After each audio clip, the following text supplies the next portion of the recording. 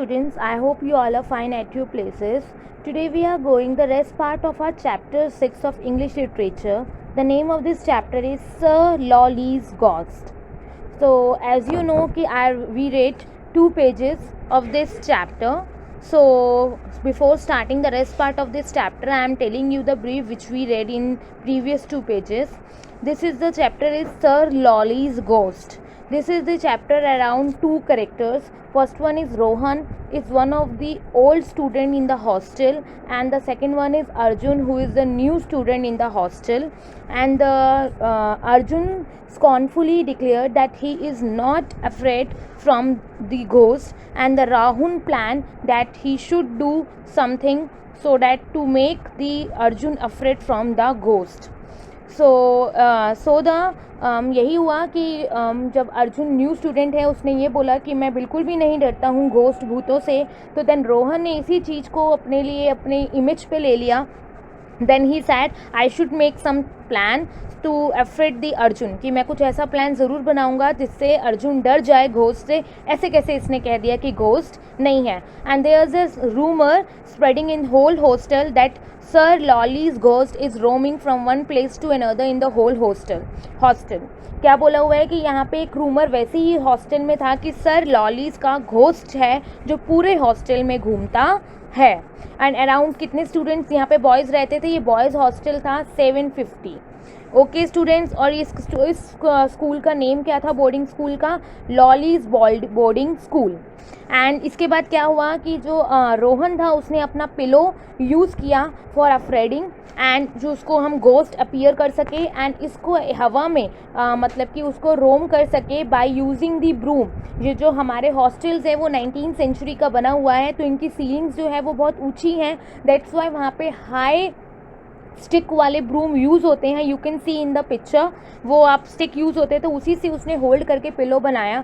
But at the end of these all session कि क्या हुआ कि अल्टीमेटली रोहन पे उसका उल्टा ही चीज़ पड़ गया.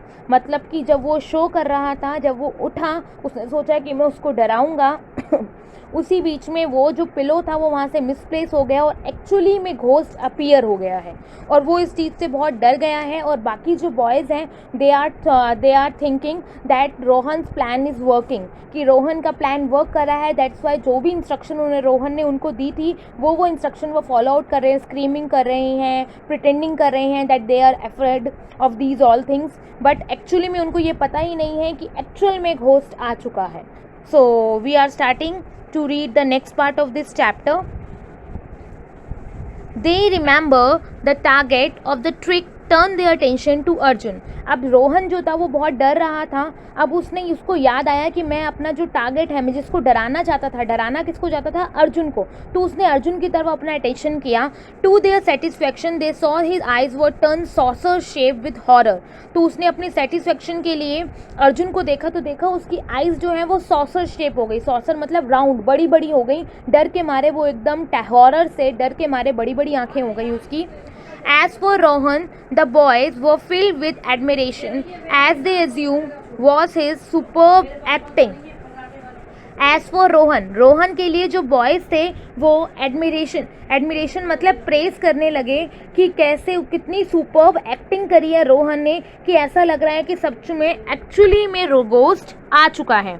For even the hair in the eyebrow was standing on and in terror, making his bushy brows look like 2 hairy caterpillars. And there they thought he kept rubbing his arm. The goosebumps on them didn't subside till the next day, while the metal brasses on his teeth had actually come loose because his teeth has been chattering all night. How were they to know that their perfect was not acting and that his fright was totally genuine? क्या बोला हुआ है यहाँ पे? जो रोहन था वो उस रोहन के लिए सब एडमायर करने लगे, प्रेस करने लगे. इवन जो उसकी आईब्रो थी ऐसे लगेंगे जैसे 2 कैटरपिलर्स हों. डर के मारे जो हमारी आईब्रोज होती है वो श्रिंक हो जाती है ना, ऐसे लग रहा था.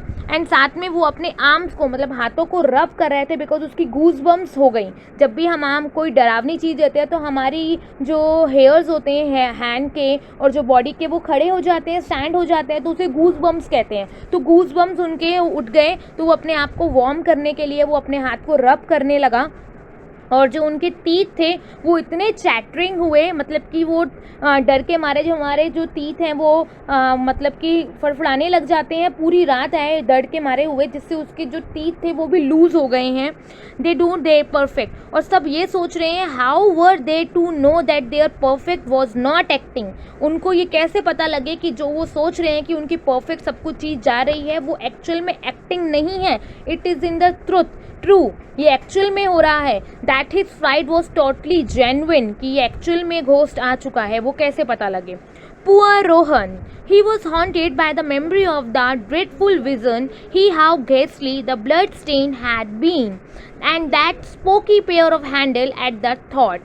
क्या बोला हुआ, जो रोहन था बेचारा रोहन, वो बिल्कुल ही उसके पूरे विजन में, मतलब उसके माइंड में चारों तरफ यही चलता रहा कि कैसे ये घोस्टली अपीयरेंस हुआ, कैसे उसने पूरी रात ये चीज़ को उसने वो किया। Enough to have turn his hair white, ये बहुत था कि उसके काले बाल सफ़ेद हो गए इस डर के मारे कि कैसे ये घोस्टी अपीयरेंस को उसने फेस किया। He check the mirror recalling the story he had made up of Arjun's benefit. क्या बोला वो, उसने पूरे मिरर के सामने वो यही सोचता रहा, रिकॉल करता रहा कि ये चीज़ तो मैंने अर्जुन के लिए की थी, बट उसके his hair was still black, ha with relief though his finger that are naughty the special type perfect वो इज नोटिसेबल। क्या बोला हुआ है, जो चीज़ मैं अर्जुन के लिए करना चाहता था बट अल्टीमेटली वो किसके लिए हो गई, रोहन के लिए। वो चाहता था कि उसके वाइट हो जाएं हेयर्स डर के मारे, बट अल्टीमेटली हुए किसके, रोहन के। उसके तो अर्जुन के तो अभी भी हेयर्स ब्लैक ही हैं। तो ये चीज़ वो सोच रहा है। The next few days were among the worst in Rohan's life। जो आने वाले कुछ दिन थे वो रोहन के लाइफ में सबसे ज़्यादा खराब दिन थे, बिकॉज वो इतना डर चुका था। He was easily startled and even the familiar sound of the junior boys stamping down the wooden corridors or the breakfast going ringing made him jump up the terror। जब भी अगर कोई भी बॉय कॉरिडोर से नीचे उतरते हैं तो पैरों की आवाज़ आती है तो भी वो डर जाता है बहुत, और जब भी ब्रेकफास्ट के लिए रिंग होता है तो भी वो बहुत टेरर से डर जाता है। उसको ऐसा लगता है कि everything is being against him. His heart was not in anything, उसका दिल हर चीज़ के ऊपर डरने शुरू कर दिया है। He look tired and forlorn as he went to fetch a fresh sport T shirt from the kit room where all the wash uniform were stored in the rows of the neatly number cubby holes 10। क्या बोला हुआ, एक दिन तो वो और ज़्यादा हो गया जिस दिन वो अपने लिए स्पोर्ट टी शर्ट साफ क्लीन टी शर्ट निकालने गया। कहाँ गया, वॉशरूम यूनिफॉर्म एक सेट होता है जहाँ पे अलग अलग कबर्ड्स बने होते हैं स्टूडेंट्स के, वहाँ पे टी शर्ट्स होते हैं, you can take it from there. ये हॉस्टल्स में फैसिलिटीज़ होती हैं। This was the matron's domain and she was busy scolding the school dhobi for not washing. और जब उसने देखा कि वो बिल्कुल भी मुड़ी हुई है, बिल्कुल उस पर इंक लगी हुई है, सब कुछ करा हुआ है, तो उसने जो इनके जो हॉस्टल का धोबी जो वॉश क्लोथ्स करता है उन्होंने उसको स्कोल्ड किया, कि उनके ऊपर चिल्लाया कि why you are not washing the clothes neatly. This white shirts look bluish grey, there were muddy streaks on these sheets and this pillowcase has huge red stain on it, the matron was complaining। तो क्या हुआ कि उन्होंने पहले complain किया तो आगे ma'am ने उनको कंप्लेन किया, तो उन्होंने बोला देखो white T shirt blue grey लग रही है, इन पे मडी स्ट्रीक्स लगी हुई है, मिट्टी की स्ट्रीक्स लगी हुई है, जो पिलो है उस पर कैसे रेड स्ट्रेन रेड धब्बे लगे हुए हैं। And what can I do ma'am, the Dhobi defended his washing. वो कह रहा है मैं क्या करूँ, मैं अब जो धोबी अपने आप को डिफेंड कर रहा है कि मेरी कोई गलती नहीं है। That pillow case had huge patches of red ink on it, इस पिलो केस के अंदर बहुत सारे रेड पैचेस थे। You know how difficult it to wash off red ink, I means get most of the ink off. क्या बोला कितना difficult है, आपको क्या पता इस इंक को निकालना, लेकिन मैंने फिर भी ज़्यादा से ज़्यादा इंक निकाल दी है।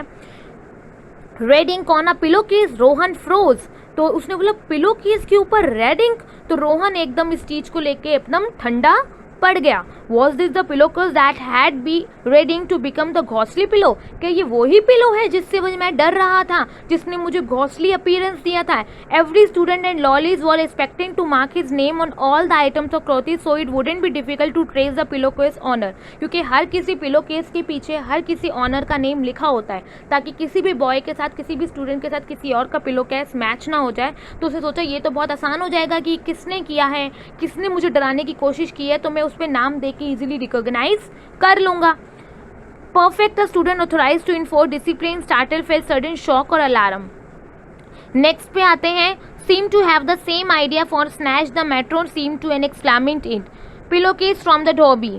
अब क्या बोला हुआ है इसके अंदर कि उसने बोला कि मैं ये चीज़ करूँगा, फिर उसमें नाम आया Arjun Krishna Swami. She explain angrily seeing the new boy name मंग ऑन द पिलोकेस. पिलोकेस पे किसका नाम आया हुआ था कि अर्जुन कृष्ण स्वामी का. मतलब कि ये तो कौन है, ये तो न्यू स्टूडेंट है जिसको डराने के लिए रोहन ने प्लान बनाया था.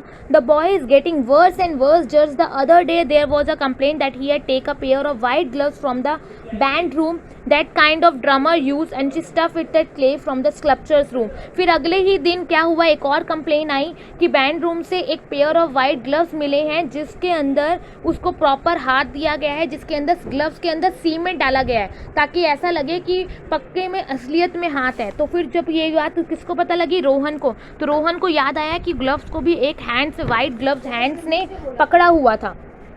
The clay had dried in the gloves to make them look like a pair of white hands. उस क्ले के अंदर डाला हुआ है ग्लव्स के अंदर ताकि वो एक बिल्कुल एक्चुअली में वाइट हैंड्स दिखे. What's the matter Rohan, she asked. Suddenly noticing the perfect standing there absolutely still and pale face, you look like you have seen a ghost. क्या बोला हुआ है कि रोहन को मैम ने बोला ये क्या मैटर है, और वो एकदम पीला ऐसा पड़ गया जैसे कि उसने कोई भूत देख लिया हो. The matron and the dhobi cross themselves at the very every mention of the world. और जो मैट्रन है, मैम है, और जो धोबी है वो एक दूसरे से क्रॉस क्वेश्चनिंग कर रहे हैं कि ये सब चीज़ हो क्या रही है.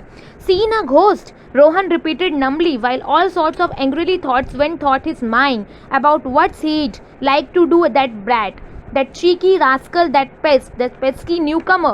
क्या बोला हुआ है, सीन अ घोस्ट. ये किसने रूमर किया, मरमर किसने किया, रोहन ने. कि हाँ घोस्ट था. उसने ये बोला है कि ये न्यू कमर कितना चालाक था, मैंने इसको डराना चाहे, इसने मुझे ही डरा दिया.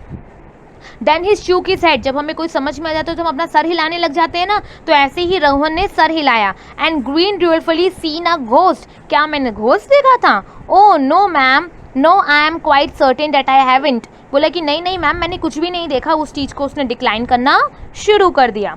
Scene a ghost, I mean now that's, and burst out laughing. वो इसी जोर से हंसने लगा कि मैं कैसे डर रहा था, बट ये एक्चुअली में क्या था, ये सारा मुझको डराने के लिए उसने प्लान किया था. His laughter was such a loud mixture of relief and hysteria that the matron and Dhoppy looked at the other puzzle and then crossed themselves again. तो वो जैसे हंस रहा था वैसे लग रहा था कि उसके अंदर मिक्सचर हो, मतलब लाफ्टर भी है, हंस भी रहा है, और साथ में वो कुछ ना कुछ सोच भी रहा है, और गुस्सा भी आ रहा है उसको. तो जो मैट्रन और जो धोबी था वो एक दूसरे को देखने लगे, वो पजल्ड हो गए कि एक्चुअल में रोहन कैसे प्रिटेंड कर रहा है. सो आई होप आपको स्टोरी अच्छे से समझ में आई हो. ट्रूफुली इन अ सैड और अ sorry way.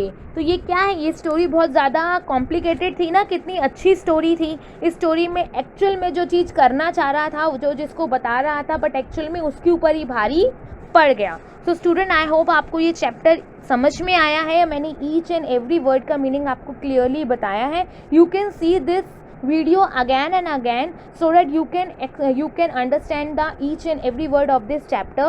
So student, this is my request for you. You should spend 15 minutes of a day in reading so that your reading